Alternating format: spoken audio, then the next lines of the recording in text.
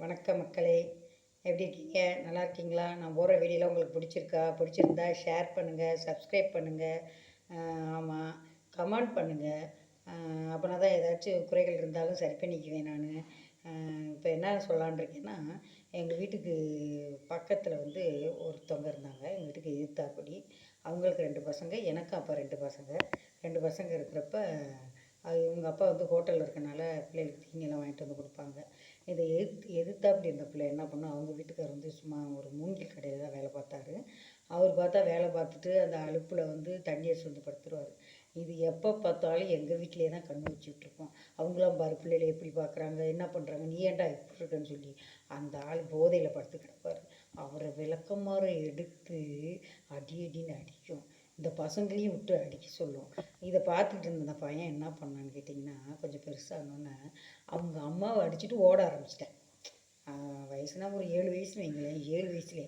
அப்போ நம்ம பிள்ளைய முன்னாடி நம்ம என்ன பண்ணுறோமோ அதை வந்து அதுங்க அப்படியே திருப்பி செய்யுதுங்க. இந்த மாதிரி இருந்தாங்க அப்படி. ஆனால் அவர் பாவம் நல்ல மனுஷன், யார்கிட்டையும் எந்த சண்டை போக மாட்டாங்க, அவன் ஈதியாக இருப்பாங்க.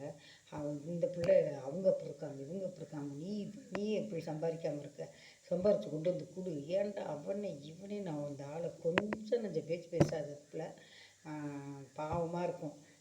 அதனால் வந்து நாங்கள் கூட எது வாங்கிட்டு வந்தால் கூட நாங்கள் வந்து அவங்களுக்கு தெரியாமல் தான் இது பண்ணிக்குவோம். ஏன்னா எதிர்த்து வீடு இல்லைன்னா அவர் அடி வாங்குவார். எங்கள் வீட்டுக்காரர் என் பிள்ளைகளுக்கு வாங்கிட்டு வந்து கொடுத்தா அதை பார்த்து அந்த ஆளை பாவம் மொத்துன்னு எப்படி கேரக்டர்லாம் இருக்காங்க பாருங்களேன். அப்படிலாம் இருக்கக்கூடாது, புரியுதுங்களா? நம்ம வந்து விரலுக்கு தக்கன வீக்கம் இருக்கணும், நம்ம வருமானத்துக்கு தக்கன நம்ம குடும்பத்தை ஓட்டணும். பக்கத்து வீட்டுக்காரன் வந்து இலையில நெய்யை தடவி ஒருத்தன் போட்டானா, அதை பார்த்துட்டு எடுத்து விட்டுருக்கேன். என்ன டெய்லி நெய்யை தடவி போட்டுக்கிட்டு இருக்கான், அப்போ நம்ம வந்து நெய் ஊற்றி சாப்பிட்றோன்னு சொல்லிட்டு அவன் வந்து சும்மா நெய்யில் வெறும் இலையை தடவி போடுவானா, பக்கத்து வீட்டுக்காரன் பார்க்கட்டும்ட்டு பெருமையாக நெய்யில் சாப்பிட்றோன்னு சொல்லி.